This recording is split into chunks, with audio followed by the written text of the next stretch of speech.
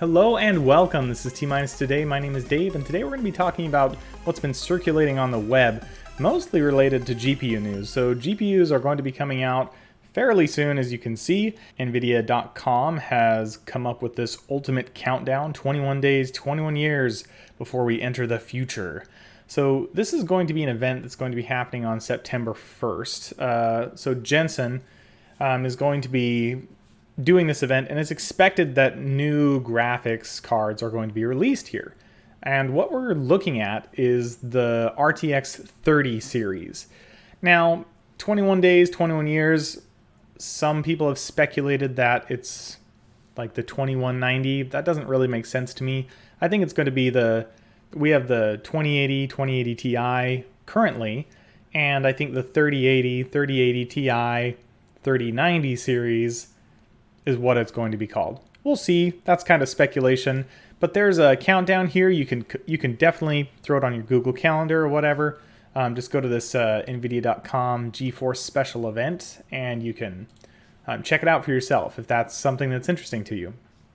So I wanted to talk a little bit about just building a system in general. There's a good time to build, and there's a bad time to build.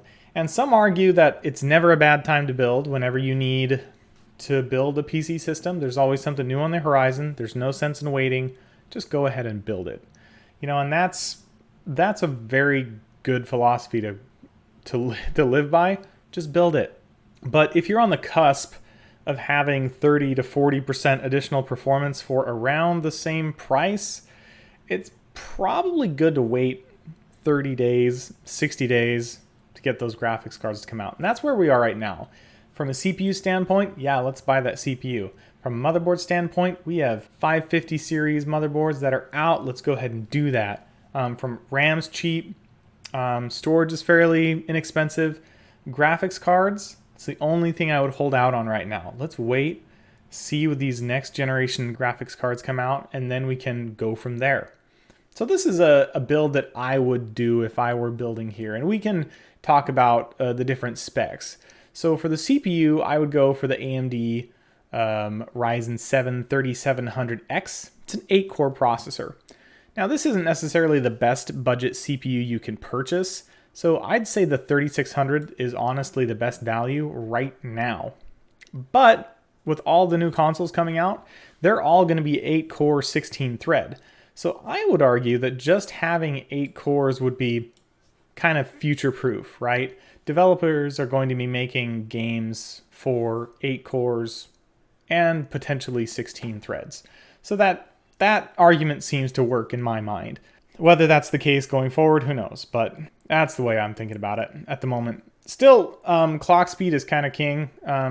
Intel still holds the gaming performance crown. Saving 5%, like having that extra 5% doesn't really make up for the 50% deficit that they have in productivity applications. That doesn't make sense to me. So I'm going to be recommending Ryzen CPUs all day long, not only for that reason, just performance standpoint, but they also support PCI Express 4. And this is going to be a huge contention point with the new GPUs. So currently, NVIDIA GPUs are PCIe Gen 3. Now, is there going to be a really big difference whether you're running these new 3000 series GPUs on PCI Express 3 versus PCI Express 4? No, there's not. In fact, if history is to repeat itself, which it probably will, you're probably only going to see 1 to 3% difference on the very highest end graphics card. Now, there are some games that utilize the PCI Express bandwidth more than others. Just having that extra performance is always good. Plus, you double your PCI Express bandwidth. So whether you're attaching your graphics card or attaching your storage, it'll give you more options. So go with the PCI Express 4. And Intel's working on getting that out on their CPU side. They're just not quite there yet. That's what I would choose for my CPU, and that's kind of why.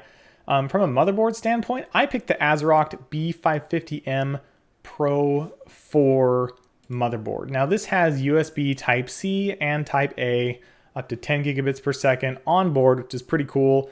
It's not necessarily the best budget board you can get. It really depends on the features. From a motherboard standpoint, I think these two are really good.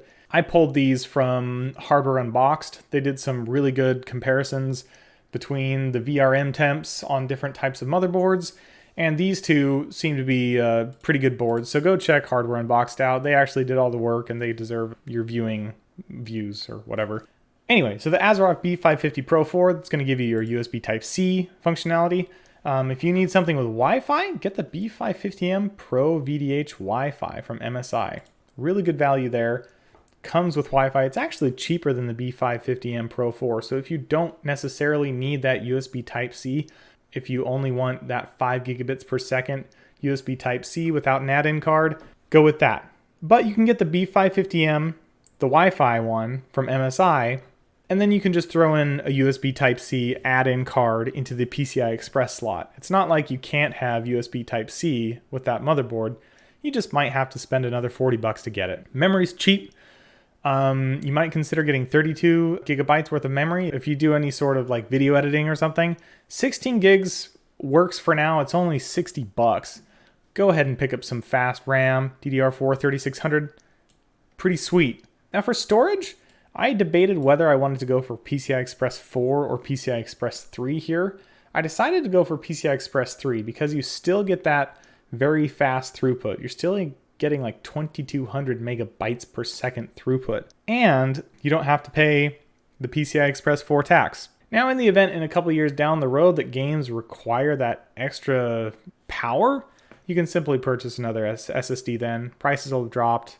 That's what I recommend there. So if you did want PCI Express 4, you could simply get a Sabrent Rocket 512 gig SSD for $100. And since there's multiple M.2 slots on all of these motherboards, you could simply throw the PCI Express 4 one into the first slot, the PCI Express 3 into the second slot, and you'd be good to go.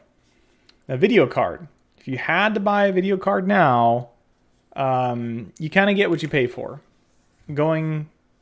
Looking at our GPUs here, the 5700 or 5700 XT are great value. If you're going way on the cheap end, the RX 580 and 590 and 570 are pretty good value still, but I would wait for that new generation to come out. 2070 Super, if you don't like the AMD side, is a great card as well. You kind of get what you pay for right now when it comes to GPUs. So there's no really bad cards to choose. Just get like the Super version. If you're going to get the 2060, get the 2060 Super. From a GPU standpoint, just wait. Let's just wait. Because, look, from videocards.com, the headline is NVIDIA GeForce RTX 3090 gets anywhere from 19 to 21 gigabits per second GDDR6X memory. Now that's pretty fast. So we're actually breaking the 1 terabytes per second bandwidth barrier. Now this has been done before. The Radeon 7 GPU, which is really not a gaming GPU, it was like content creation CPU, did that very thing. This one's saying the frame buffer is 12 gigabytes. In other places, they're saying the frame buffer is a lot bigger. It's actually 24 gigabytes. Features 24 gigabytes worth of memory. The same, this was like just a few days ago. It's tagged as a rumor, so there's a lot of rumors floating around. I can't wait to see what it actually ends up being, and we're just going to have to wait. But September 1st is coming fast. It's only 16 days away from right now, their launch date. It's going to be great. So initially the rumors were kind of expecting them to release these on the 17th of next month. So some people are speculating that this launch date is going to be a soft launch or a paper launch where they're not actually going to give the graphics cards to the public then, where you can purchase them right now. They'll say, oh, you can pre-order. And then in the middle of the month, they'll actually start shipping the cards. We'll see. Yeah, should be great. So back down to the system. So we have our CPU, our motherboard, we got our memory, got our storage. We're waiting on the video card because we're not purchasing right now because it's a stupid idea to purchase right now. And for the case, we're going to get the Phanteks Eclipse P4 6700A. It's about $94 right now. This is the RGB edition, which gives you like 3 RGB fans in front, and I think one fan. I'm not sure if it's RGB in the back, but it looks pretty cool, and it's a good case. And cases are personal preference. You can get the Cooler Master NR6100, 300A, 400A, Mesh-Fi C. So there were a bunch of cases a few years ago. I purchased a Phanteks case just a few years ago that had really terrible airflow. All these cases that I'm showing here have actually fixed that problem that I currently have in my system right now. I didn't do my due diligence. So go ahead and purchase any of these with confidence, depending on your personal preference. And if you're air cooling, it's going to work out great. If you're water cooling, might want to make sure to see if that 380 millimeter rad is going to fit, or that, not all these cases are going to fit a larger rad than 360 or 280 millimeters. When it comes to water cooling, just be careful there. I generally don't recommend water cooling in general. I'm not really into it. I like the simplicity of air cooling. I just think it's better. For the PSU, I just went with the EVGA B5 650 watt fully modular power supply. Power supplies are kind of expensive right now. Just make sure for the power supply that you're getting one that has like a decent single rail and stuff. So this is the 650 B5 80 plus, and this one has a 12 volt rail with 54 amps. So we're actually pumping out like 648 watts. You can get away with 500 watt power supplies if you're not getting the biggest graphics card on the market. Really depends. Oh, one thing I did want to mention too with the graphics cards. So the 5700 and 5700 XT, they actually have a higher RMA return rate than a bunch of other graphics cards. So the 3 graphics cards that have a very high RMA rate are the 5700, the 5700 XT, and the 2080 Ti. So the 2080 Ti is a high performance product, and they just ship it. Sometimes it just doesn't work, so you just ship it back. I actually had a buddy who purchased a 5700 XT that arrived almost DOA. He booted it up. It started working for like, he was just building his system, and then his screen just started like freaking out every time you put on a load on it, and he couldn't figure out what it was. And we just decided to RMA the graphics card, and that was it. Like, it was actually, the graphics card was bad when he first got it. So these aren't bad products. You should purchase them with confidence, but there are slightly higher RMA rates with them than other graphics cards. Now, that doesn't really matter to me. If it's a bad card, you ship it back. They'll ship it back. They'll ship you another one. Whatever.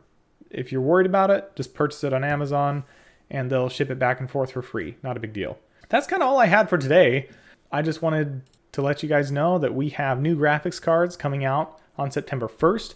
They're probably going to be called the RTX 3000 series. There's a whole lot of reasons to wait for graphics cards.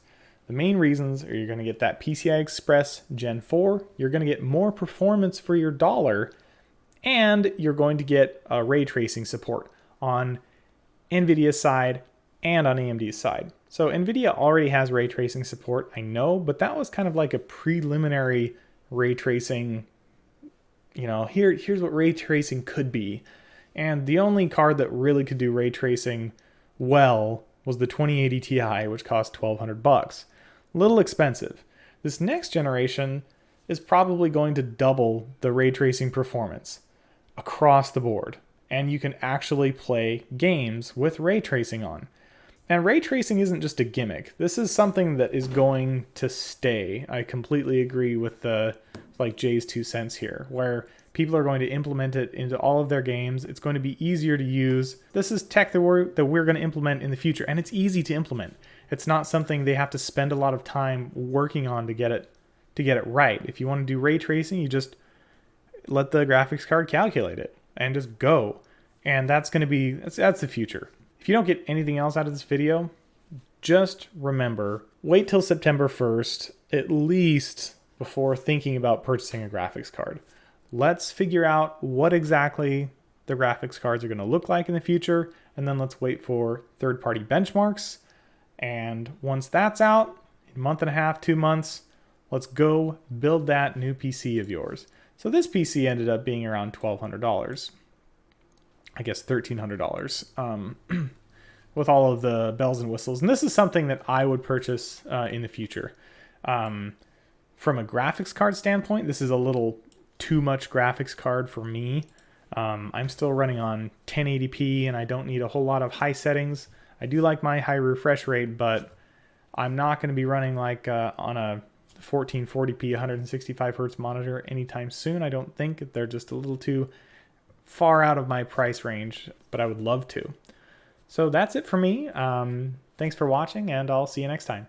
Thanks. Bye.